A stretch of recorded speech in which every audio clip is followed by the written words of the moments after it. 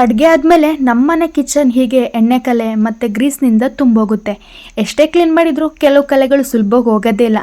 ನಿಮಗೂ ಇದೇ ಸಮಸ್ಯೆ ಇದೆಯಾ? ನಿಮ್ಮ ಮನೇಲೂ ಕಿಚನ್ ಕ್ಲೀನ್ ಮಾಡೋದು ಕಷ್ಟ ಆಗ್ತಿದೆಯಾ? ಅದಕ್ಕಾಗಿ ನಾನು ಯೂಸ್ ಮಾಡ್ತಿರೋಂಥ ಒಂದು ಪ್ರಾಡಕ್ಟ್ನ ನಿಮಗೆ ಹೇಳ್ತೀನಿ. ನಾನು ಯೂಸ್ ಮಾಡ್ತಿರೋ ಪ್ರಾಡಕ್ಟು ಕ್ಲೀನೆಸ್ಟ್ ಕಿಚನ್ ಕ್ಲೀನರ್. ಇದು ಪ್ಲ್ಯಾಂಟ್ ಬೇಸ್ಡ್ ಫಾರ್ಮುಲಾ ಹೊಂದಿದ್ದು ಬ್ಲೀಚ್, ಅಮೋನಿಯಾ, ಕ್ಲೋರಿನ್, SLS ಇಲ್ಲ. ಕಿಚನ್ನಲ್ಲಿರುವ ಟಫ್ ಗ್ರೀಸ್ ಮತ್ತು ಎಣ್ಣೆ ಕಲೆಗಳನ್ನ ಕ್ಲೀನ್ ಮಾಡಲು ಇದು ತುಂಬ ಹೆಲ್ಪ್ ಮಾಡುತ್ತೆ.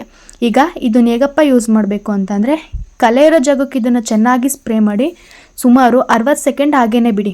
ಇದರಿಂದ ಗ್ರೀಸ್ ಮತ್ತು ಎಣ್ಣೆ ಕಲೆಗಳು ಸಡಿಲವಾಗಿ ಕ್ಲೀನ್ ಮಾಡೋದು ಇನ್ನೂ ಸುಲಭ ಆಗುತ್ತೆ.